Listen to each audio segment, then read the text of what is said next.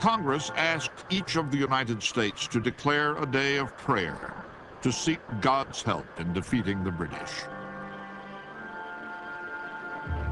On Christmas Eve, Washington received intelligence that seemed to answer his prayers. Across the Delaware River, the town of Trenton, New Jersey, was held by fewer than 1,500 German soldiers. The Hessian commander, Colonel Johann Rall, was so contemptuous of the rebels, he called them country clowns. He did not even bother to fortify his outpost. Less than 10 miles from Trenton on Christmas night, George Washington launched one of the boldest maneuvers of the war. He began to ferry his ragged army across the ice-choked Delaware. Washington himself chose the password for their mission: victory or death.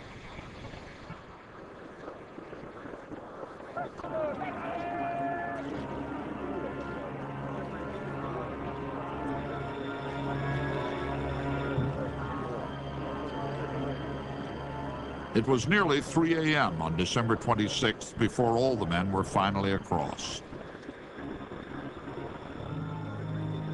They still had 9 treacherous miles to march over icy roads.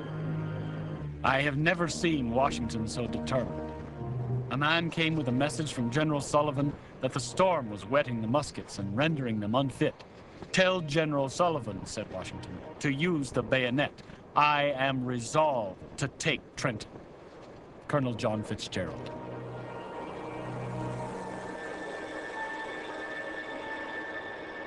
When the Americans reached the outskirts of the silent town, only a few Hessians were standing guard.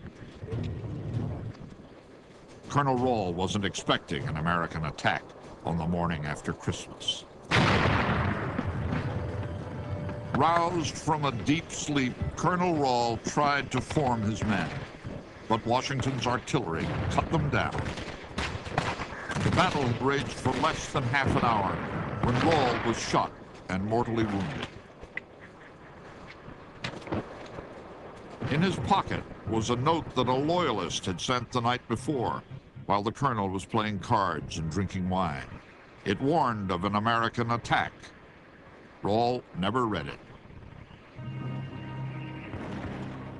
Surrounded, under heavy fire, and with their leader down, 3 elite Hessian regiments lowered their colors in surrender.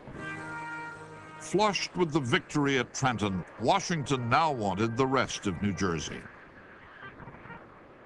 The commander-in-chief rarely spoke directly to his troops, but on December 30th, 1776, he made an exception. With only 48 hours before enlistments expired, he personally promised any man who would stay a bonus of $10, more than a month's pay. Not one man stepped forward to accept. Washington made a final plea.